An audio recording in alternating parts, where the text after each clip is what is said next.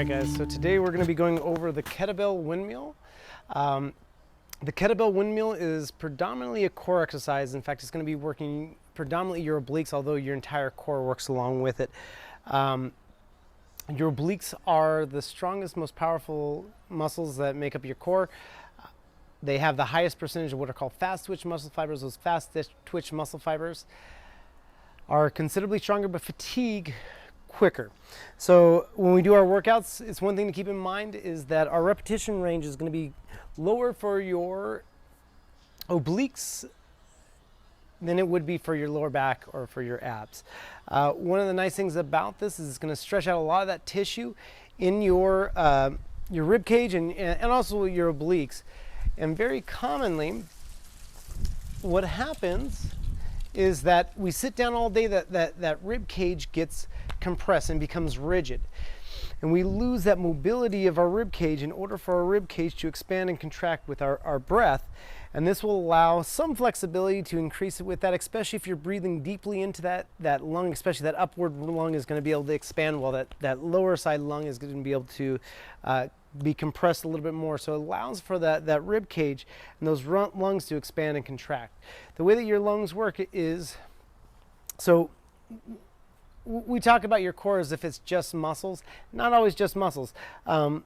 In fact, your intestines, your stomach, all those things like that, it creates rigidity because what we're doing is we're contracting around that matter, compressing that matter, and it's that compression of that matter that creates rigidity. The same thing happens with our lungs, is that our lungs fill up and then we compress it down, and it's like a shock in your body, and that air is what's creating rigidity. And if we lose the elasticity of our lungs, if we lose the elasticity of our diaphragm, you're not able to pull enough air into that lung, which in turn decreases the amount of rigidity that you could have to your core. What that looks like is if we're not able to really inflate those lungs and then compress downward, as we go to squat heavy, whatever it might be, it's going to compress our lungs down and we get into that bad posture position as that lungs deflate. So this will help to increase the volume of your lungs as well. With the windmill, what we're going to do is we're going to start off with our feet shoulder width apart. Same side foot, so whatever side that you're grabbing the kettlebell with is going to be pointing straight forward. The opposite side is going to be pointing outward at a 45-degree angle. As we come down, we're going to push that hip down and back. The best way I always explain to people is if I just told you to touch your left hand to your left toe, the same side, excuse me, that is that we're not going to use the kettlebell with.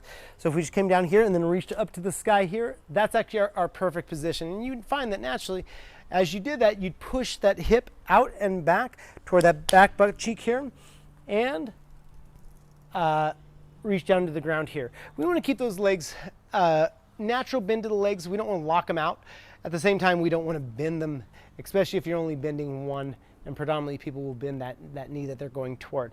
So try to keep in a triangle position here, okay?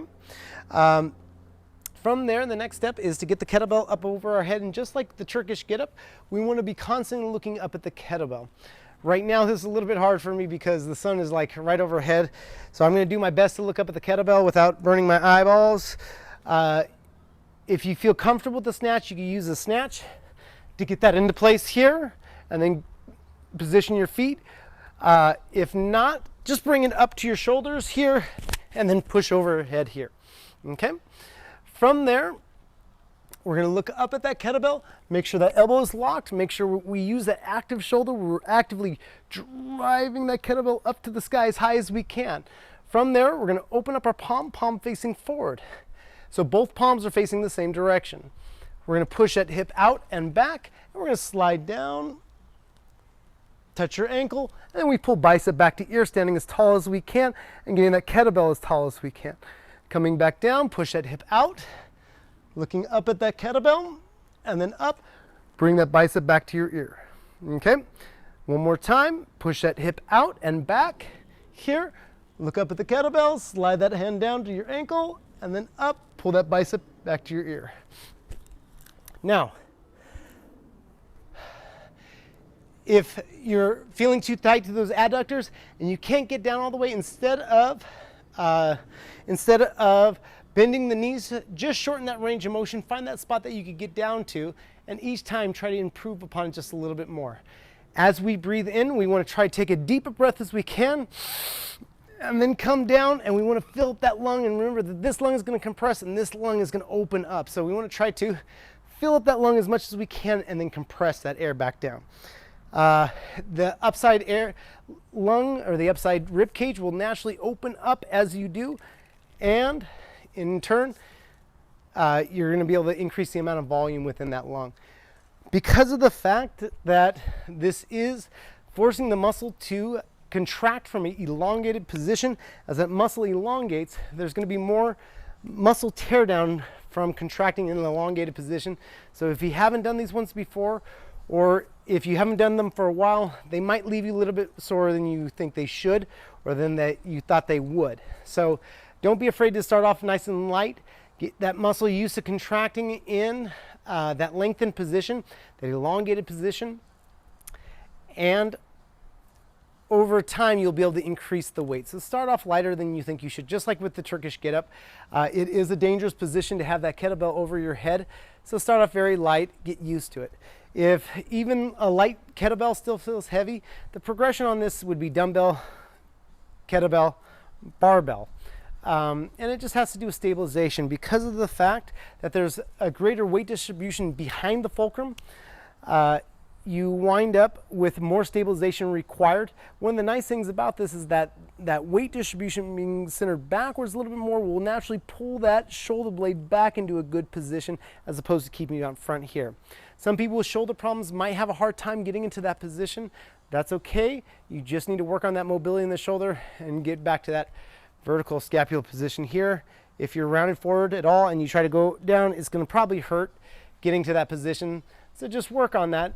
It's a training tool to teach you to that you need to work on your mobility a bit. Okay, so the workout for the day is going to be 10 windmills, kettlebell windmills, and we're going to do 20 alternating around the body pass, followed by 20 swings. You're going to rest for as long as you need to. Once you're fully recovered, we're going to get 10 on the opposite side, followed by 20 and 20.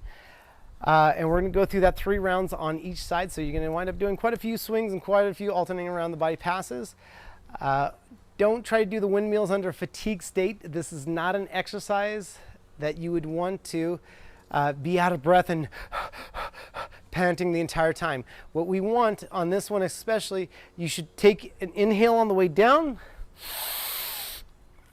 exhale on the way up. If you're having to pant as you go along, you're probably going to injure yourself, and that's a very bad position to be in. So make sure you're nice and fresh for the windmills. For the alternating around the bypass, if that breathing pattern's a little bit off, it's not the end of the world. You're in a nice safe position. The swings, your breathing pattern is occurring so rapidly, those repetitions are occurring so rapidly that your breath should be able to keep up with it.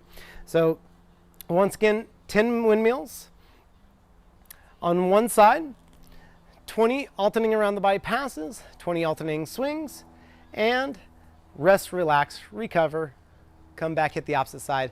You're going to get a total of 6 sets, 3 on each side. Okay? All right, guys, that's your workout for the day, and that's the kettlebell windmill. Have a great day.